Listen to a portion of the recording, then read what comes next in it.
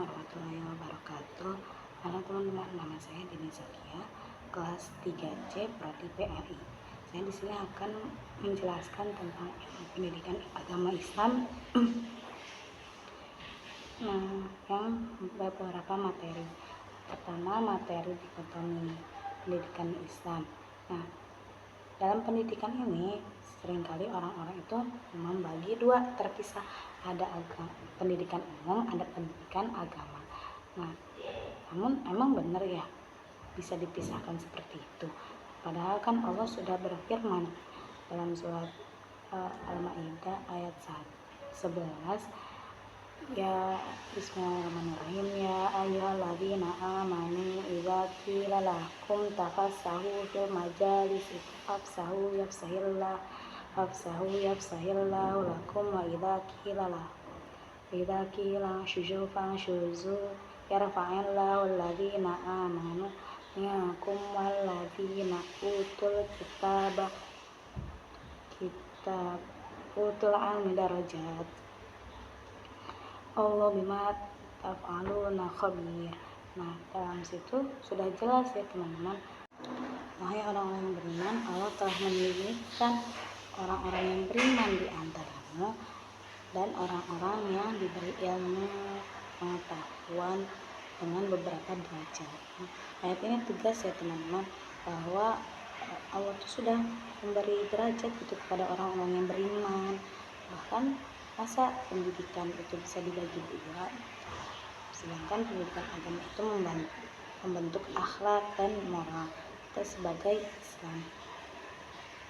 Bahkan ada juga hadisnya, talabul ilmi ala faridatun muslimin, ilmu itu wajib bagi seorang muslim teman-teman.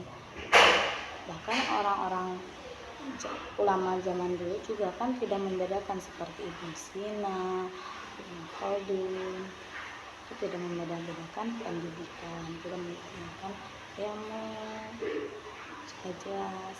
Di sini saya akan menjelaskan peran guru dalam pendidikan agama Islam. Teman-teman, guru itu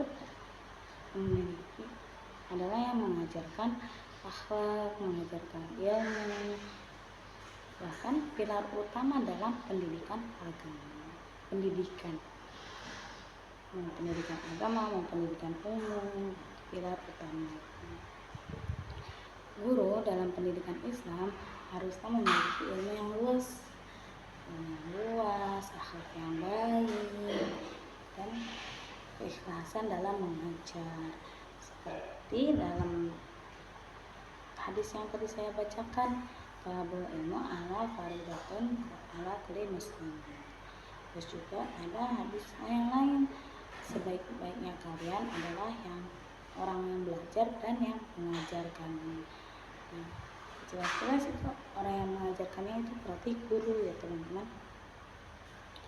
Pentingnya peran guru tidak dapat dipungkiri sama kita.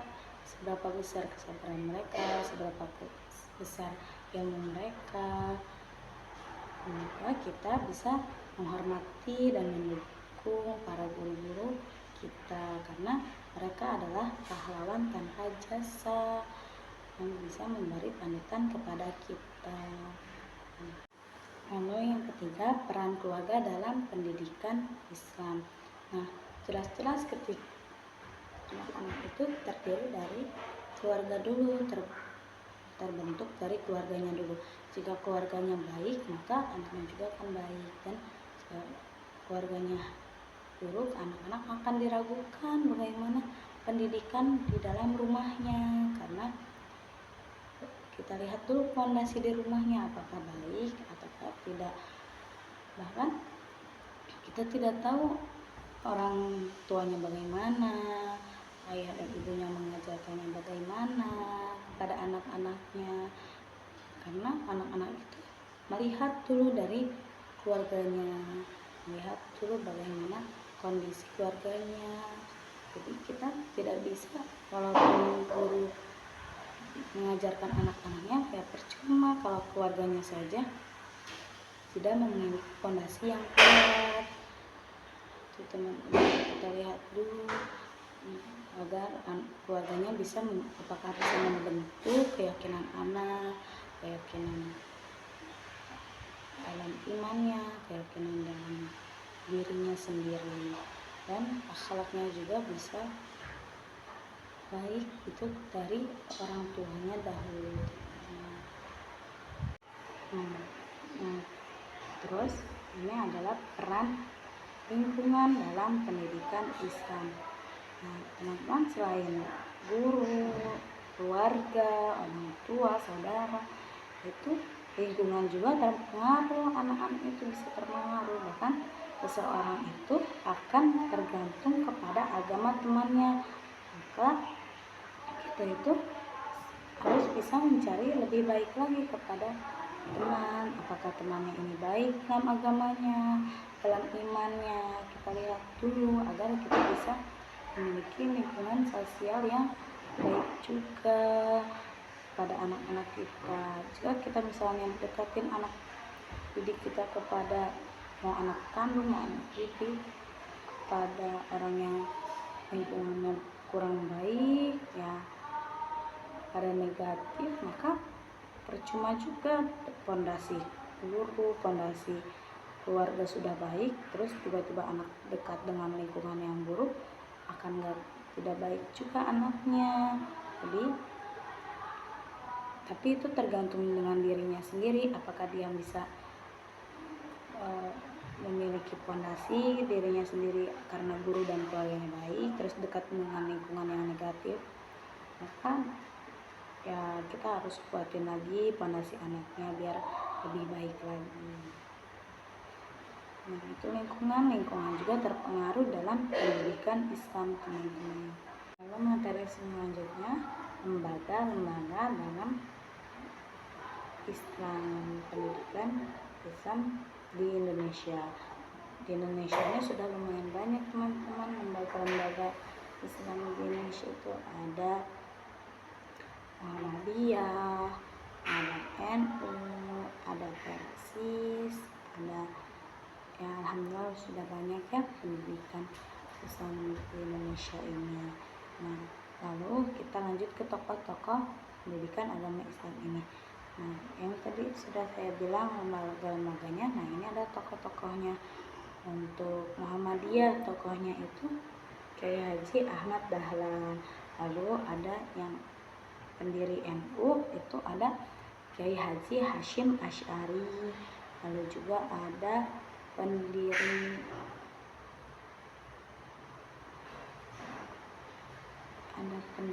Persis, Kiai Haji Ahmad Sanusi. Lalu ada pendiri Gontor, yaitu Kiai Haji Imam Zarkashi. Nah, itu adalah pendiri lembaga-lembaga Indonesia. Nah, untuk tadi kan sudah tokoh-tokoh pendidikan di Indonesia. Nah, sekarang tokoh-tokoh pendidikan Islam di dunia. Sekarang zaman dulu itu banyak sekali tokoh-tokoh pendidikan Islam, tapi banyak yang menghilang nama-namanya, banyak juga yang dibuang oleh orang-orang barat. Sedangkan yang terkenal itu hanya beberapa saja, seperti Ibnu Sina, itu kedokteran. Zaman sekarang itu dipakai ilmunya oleh dokter-dokter, ilmunya Ibnu Sina itu. Lalu ada Ibnu Khaldun, sejarawan yang terkenal di dunia. Lalu ada banyak sekali, juga ada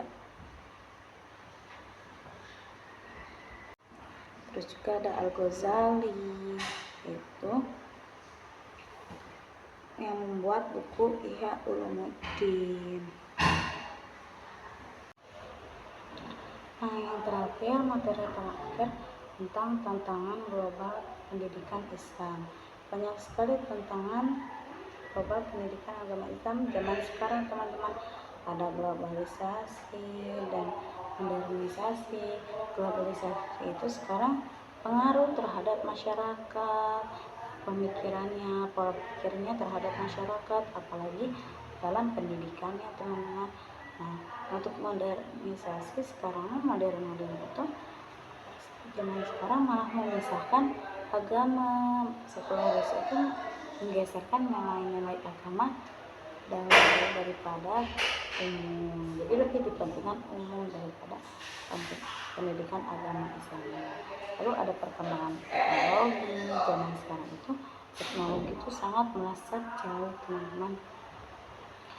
Lalu ada kurikulum yang kurang relevan. Sekarang itu kurikulum itu tidak melihat keadaan anak, tidak melihat kondisi anak, yang anak itu berbeda-beda potensinya. Ada yang ke seni, ada yang ke matematika, ada yang berbagai jenis, teman-teman. Ya teman-teman, mohon maaf jika materi saya kurang jelas, materi saya yang saya sampaikan kurang tepat, kurang baik, karena saya itu masih tahap belajar. Jadi ya mohon dimaklum saja. Saya tutup. Assalamualaikum warahmatullahi wabarakatuh.